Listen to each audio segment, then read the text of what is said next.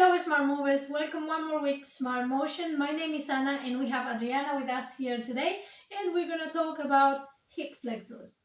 The muscles that are responsible for our hip flexions are the psoas major, the iliacus, the sartorius, the rectus femoris, the TFL, the anterior fibers of the glute med, and the gluteus minimus as well.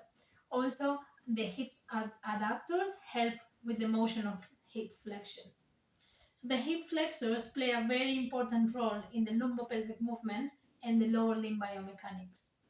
In the literature, shows that hip flexor tightness is correlated with an increase of the injury of the hamstrings, and it also shows that people with tighter hip flexors have less activation on the gluteus maximus. Also, hip flexors tightness affect the dynamic balance, affecting your performance. As we know, a tight muscle doesn't allow a good circulation within the muscle, which leads to weakness and decreased function. Sometimes you can have a tight muscle with pain or without pain. But even if you have pain or not, if you have tight muscles, you will benefit from these exercises. So the first exercise we're going to try is Adriana, lie on your back, and make sure you are doing this exercise not on the floor, but on a high surface. It can be your bed, for example. Right, so you need to keep your knees bent. One leg stays on the bed, the other one out of the bed. You're going to keep the knee 90 degrees and make sure you're tightening your tummy, making your pelvis in a neutral position all the time. So let your leg hang. Good, perfect. So keeping the 90 degrees angle, she's going to try to lift the leg up into the same position as the other one and then down again slowly. We're doing an eccentric exercise of the hip flexors, and up concentric. She needs to tighten the tummy all the time so the pelvis is not moving while doing the exercise. Good. For the second exercise, she is gonna lie on her tummy, lie on your front.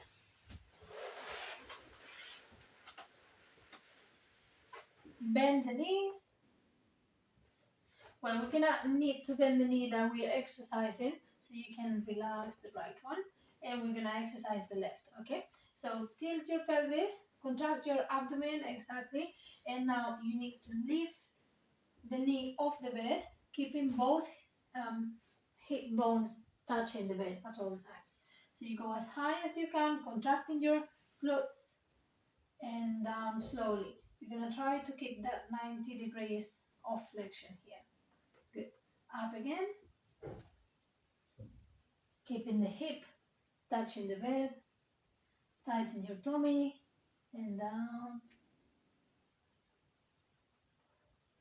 And again. We are strengthening the glute max, allowing a hip extension so then you can stretch the hip flexors. For the third exercise, we're going to need an elastic band. So Adriana, put this elastic band around your knees, above your knees. So then she's going to lie on her side, facing that way. Good. Just keeping your knees bent. And now, the elastic band will go over your knees, and you're going to put the foot that you're going to exercise here. So you have some resistance now.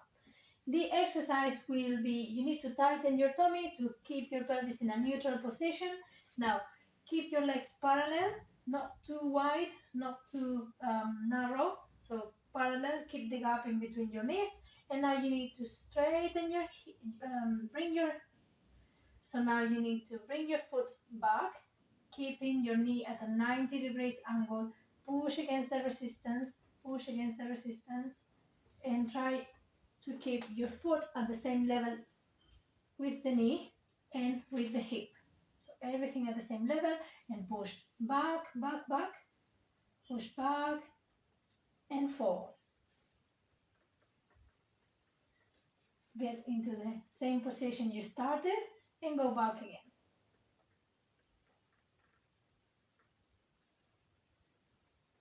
Good.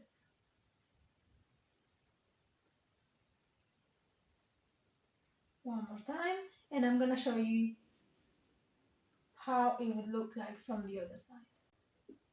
Push back, squeeze your bottom, keep your tummy tight, squeeze it back, go as far as you can, and return to the initial position. Do a couple more.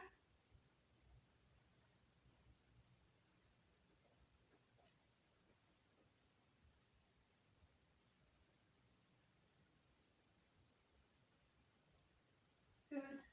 Last time.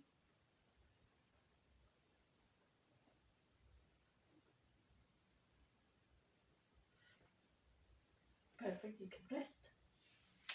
Okay guys, so this is all for today. I hope you find this information helpful. If you like these videos, give me a like and subscribe. You can also find me on my website, SMARTMOTION.physiotherapy.com, and see you next week.